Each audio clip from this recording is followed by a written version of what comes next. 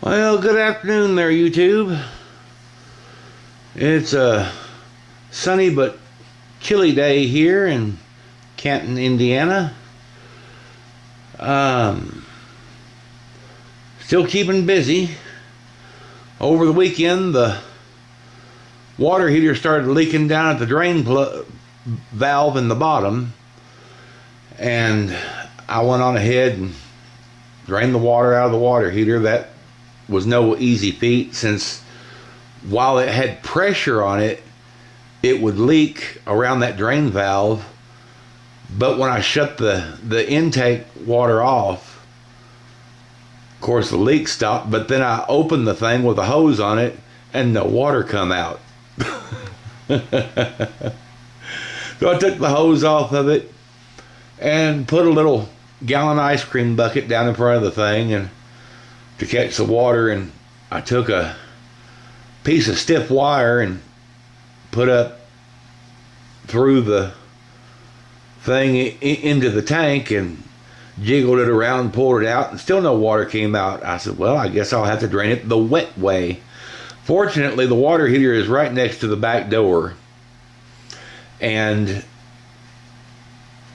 I took and put that, like I say, I put that gallon ice cream bucket down there and opened up the back door and had it propped open on its little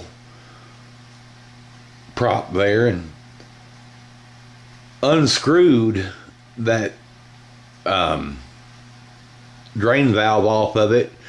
Of course, the water started gushing out then, and I filled that bucket up about 35 times and got about 5 gallons of water on the floor in there. But I got it all out and went up to the hardware store and got a new valve and put that in there. And the new one was brass instead of plastic, and I put Teflon tape around it, of course, and put it back in there. And so far it's holding up well.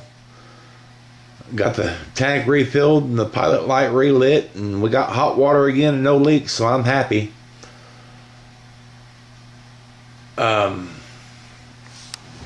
Well, let me see here. There's the old valve. Little switch on it, little plastic thing. Just a ball valve in there. If I can't even turn it over here. Let me see here. It takes 2 hands to crank the thing open. Okay, well, it's open now. Let me see if I can show up in there. I always hit that doggone zoom button when I don't want to. But there it is open. Like I say, I put a wire up through there and it wouldn't drain out. Well, of course, it had all that calcium and stuff in there too. You can see the calcium build up on the piece itself. That's what all that crusty looking mess is. We got hard water here. But like I say, I mean, I got it drained out and got the new one on, so everything's all right there. I've been talking to CoolBlueLights on YouTube there. He's got his snow blower out the other day and got it fired up and whatnot. I used to work at Tecumseh here up in Salem, Indiana, Peerless Gear and Machine Division, and I just wouldn't hardly have a Tecumseh engine. I've seen the way them carburetors and stuff were built and just never cared for them. As you can see, like I say, I mean, here's the back door and here's the water heater. It's getting a little corroded around the top too, up here. I think I'm going to look for a new water heater next summer here, if this one will hold that long. There's the new valve. Say it's a brass one and it's holding up. Getting this gas on is a pain in the ass because this button here that you're supposed to be able to turn, that thing is broken too. And you have to use pliers on that and then hold that thing down with your thumb while you're lighting it. And it is a pain, let me tell you. But we got it done, so I guess that's all that matters.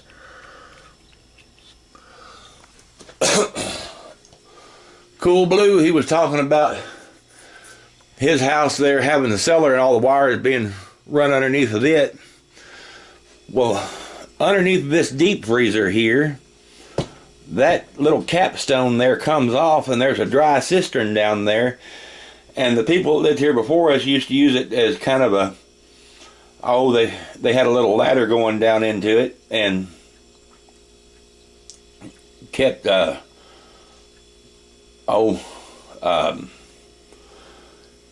home canned vegetables and stuff down there. Now, I have never even opened the thing. I've never taken that cap off to look down in there.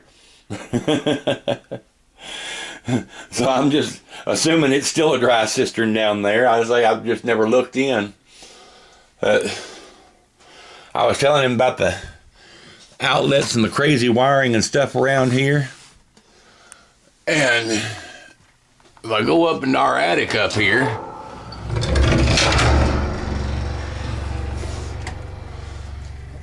like I say, I mean, it stays toasty warm in this house, and we get plenty of below zero weather in the wintertime. But the house has got this old, it looks like blow-in insulation, but I call it rock wool insulation. I guess that's what you'd call it. It just looks like old fluff. You see? I call it old rock wool. But now, it's cold up in the attic here, but if you look up, you'll see that there's no insulation at all up in the ceiling. But, like I say, I mean, there's so much on the ceiling of the house itself, not in the ceiling of the roof, but in the ceiling of the house itself, that it stays toasty in the house.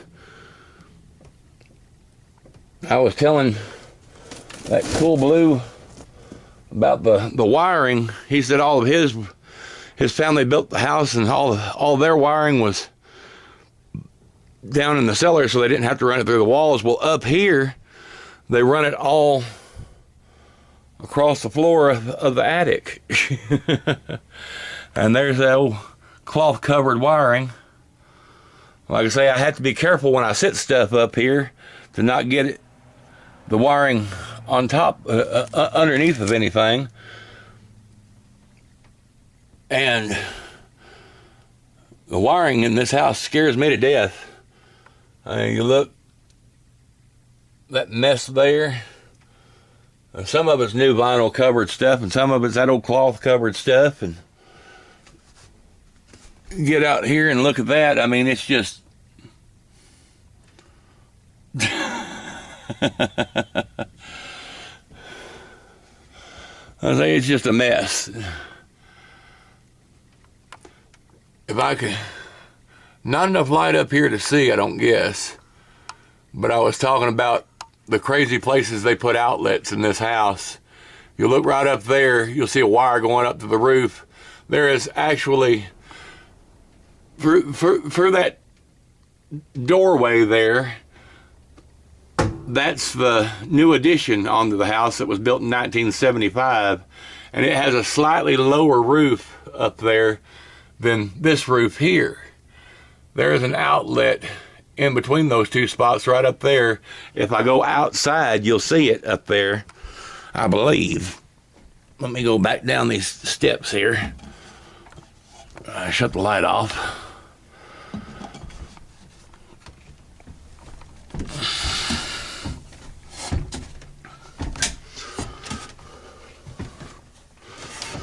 Fold these back up.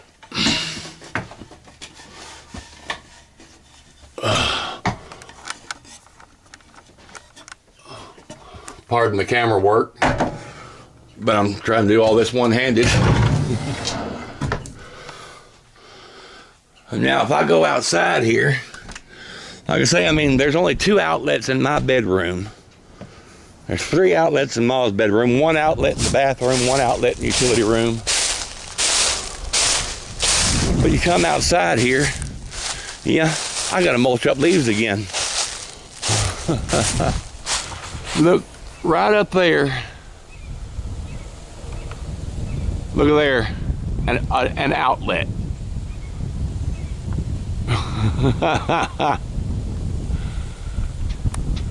And then of course I come back down and there's another outlet there, and another outlet there. Oh, and the telephone company come out and put a new telephone box in it. I hadn't had a problem with the internet since. But then come up here, another outlet there. Get up here, there's another outlet right down there. And then you look up at the ceiling, and doggone if there's not an outlet there. Ceiling of the porch here, and another outlet there.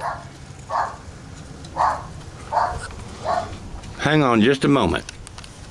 Oh, I see. I didn't realize Hooch was here. Hooch come up here and my dog was throwing a fit. She don't like Hooch much. Well, I'm not out here to pet you, buddy. Not out here to pet you. Yeah, you're a good boy, but I'm not out here to pet you. But what it is, the people that lived here before us were the crazy Christmas family, I guess you could call them, because they'd put up lights everywhere out here in the wintertime. Christmas there, and it looked like the Griswold's house, you know. I mean, you ever seen National Lampoon's Christmas Vacation? The house was lit up like that, but then they had those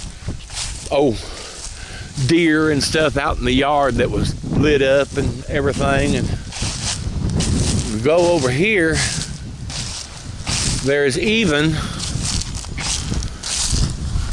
an outlet back here, right here. So while we're outlet poor inside of the house, I have more than I can ever use on the outside of the house. I know it's crazy, but whew, it's not real awful cold, but that wind, it just blows right up your avenue. All right, well, I just trying to show a few things on here, and got almost all the Christmas presents wrapped. I've got 3 more to wrap. There, 2 of them are for my niece, and one's for my sister-in-law. But we're having Christmas with them the Saturday before Christmas. Christmas is on a Monday this year, and that's their gifts right there. And then after we have their Christmas and they go home and it's there under the tree, and I'll go back in here, and we got that little pile there. That'll be me and Mom's Christmas on Christmas Day. Got the flooring in here waiting to go down still, and had to store my radio in here while the Christmas tree is up and everything. So Like I say, it'll probably be a good ways into January before I get started on this, getting rid of this carpet in here and getting the new floor down. But still getting stuff done. Anyhow, this is Gary signing off, and I hope y'all have a Merry Christmas and a Happy New Year. Thanks for watching.